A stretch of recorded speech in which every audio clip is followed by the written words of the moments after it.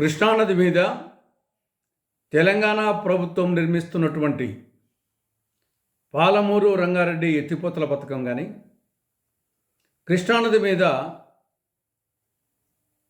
ఆంధ్రప్రదేశ్ ప్రభుత్వం తలపెట్టిన రాయలసీమ ఎత్తిపోతల పథకం కానీ, ఈ రెండు కూడా అక్రమ ప్రాజెక్టు. అది అక్రమ ప్రాజెక్టే, ఇది అక్రమ ప్రాజెక్టే. 2014 విభజన చట్టం ప్రకారం సెక్షన్ 84, సెక్షన్ 85 ప్రకారం అటు తెలంగాణలో కానీ ఆంధ్రప్రదేశ్లో కానీ కృష్ణానది మీద కొత్త ప్రాజెక్టు నిర్మించాలంటే ముందు central water commission appraisal recommendation కావాలి. Krishna river management board appraisal recommendation కావాలి. దాని తర్వాత అపెక్స్ కౌన్సిల్ అనుమతి కావాలి, అప్రూవల్ కావాలి. ఈ మూడు లేవు. ఈ రెండు ప్రాజెక్టులకు ఈ మూడు లేవు. విభజన చట్టము 11వ షెడ్యూల్లో తెలంగాణ, ఆంధ్రప్రదేశ్ ఏ ప్రాజెక్టులు చేపట్టవచ్చు అని చెప్పేసి 6 ప్రాజెక్టులను చేర్చడం జరిగింది. ఆ 6 ప్రాజెక్టులో ఈ రెండు ప్రాజెక్టులు లేవు. కాబట్టి ఏ కోణంలో చూసినా ఇవి రెండు కూడా అక్రమ ప్రాజెక్టు.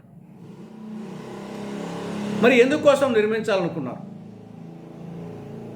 ఈ రెండు ప్రాజెక్టులు కూడా కేవలం కమిషన్ల కక్కుర్తి కోసం నిర్మించినటువంటి ప్రాజెక్టు. పాలమూరు రంగారెడ్డి ఏమో ఆనాడు టీఆర్ఎస్ ప్రభుత్వం కేసీఆర్ ముఖ్యమంత్రిగా 2015 జూన్ 10వ తారీఖున జీవో ఇచ్చింది, అడ్మినిస్ట్రేటివ్ శాంక్షన్.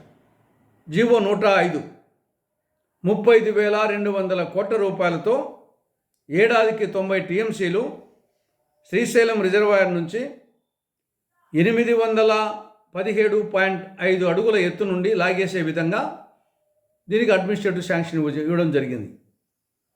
నేను ముందే చెప్పినట్లు సిడబ్ల్యూసీ క్లియరెన్స్ కానీ,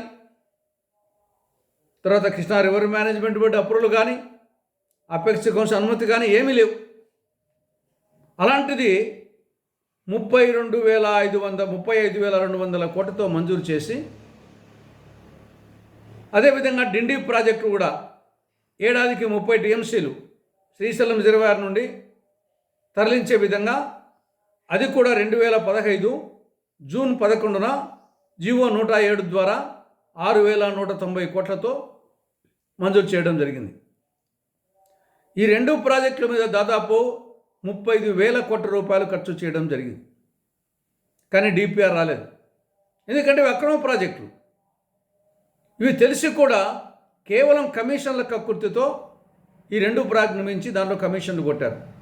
కాంట్రాక్టర్కు నీకింత, ప్రభుత్వ పెద్దలకు నాకింత, క్విడ్ ప్రోకో. పేరు మాత్రము పాలమూరు జిల్లా ప్రజలకు, రంగారెడ్డి జిల్లా ప్రజలకు అపర భగీరథులు నీళ్లు తీసుకొస్తున్నారు అని పోజులు కొట్టి ఆ వెనక వచ్చేసి కమిషన్ల కక్కు. కేసీఆర్ను చూసి నేనెందుకు తినకూడదని చెప్పేసి జగన్కు కుచిత బుద్ధి పుట్టింది. ఈయన 2020 మే 5వ తారీఖున రాయలసీమ లిఫ్ట్ ఇరిగేషన్ ప్రాజెక్టుకు అడ్మినిస్ట్రేటివ్ శాంక్షన్ ఇచ్చాడు. ఎంత? 3,378 కోట్ల రూపాయలు. అగైన్ దీనికి కూడా సిడబ్ల్యూసీ క్లియరెన్స్ లేదు, Krishna river management board approval లేదు, అపెక్స్ కౌన్సిల్ అప్రూవల్ లేదు, 11th షెడ్యూల్లో ఈ ప్రాజెక్టు లేదు. అయినప్పటికీ కమిషన్ల కక్కుర్తి కోసం మెగా కృష్ణారెడ్డికి నీకింత, ముఖ్యమంత్రిగా నాకింత అనే ఉద్దేశంతో దీన్ని మంజూరు చేయడం, దాదాపు 700 కోట్ల రూపాయలు ఖర్చు పెట్టడం జరిగింది. ఈ లోపల గవినెల్ల శ్రీనివాస్ అతను నేషనల్ గ్రీన్ ట్రిబ్యునల్కు పోవడం, నేషనల్ గ్రీన్ ట్రిబ్యునల్ ఇది 2020 అక్టోబర్ 29న స్టే విధించడం జరిగింది. ఇక్కడ అది నిలిచిపోయింది. పాలమూరు రంగారెడ్డి డిండికేమో డిపిఆర్ రాలేదు, అప్రూవల్ కాలేదు. ఇక్కడ ఈ ప్రాజెక్టుకు స్టే ఇచ్చింది నేషనల్ గ్రీన్ ట్రిబ్యునల్. కాబట్టి ఇద్దరు కూడా ఇక రాయలసీమలో ఒక చుక్క నీళ్ళు ఇచ్చింది లేదు. అక్కడ పాలమూరు రంగారెడ్డికి ఒక చుక్క నీళ్ళు ఇచ్చింది లేదు. కానీ అక్కడేమో దాదాపు 35,000 కోట్ల రూపాయలు ప్రభుత్వ దినము కృష్ణార్పణమైంది. ఇక్కడ 700 కోట్ల రూపాయలు కృష్ణార్పణమైంది. ఇద్దరు కూడా రాష్ట్ర ద్రోహులు.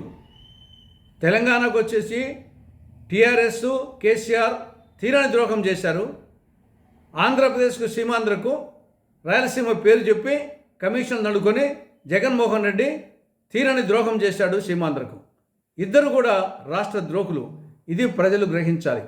ఇద్దరు రాయలసీమ ప్రజల పేరు, మహబూబ్నగర్ జిల్లా ప్రజల పేరు చెప్పుకొని సాగునీటి ప్రాజెక్టుని చెప్పి కమిషన్లు కొట్టారు.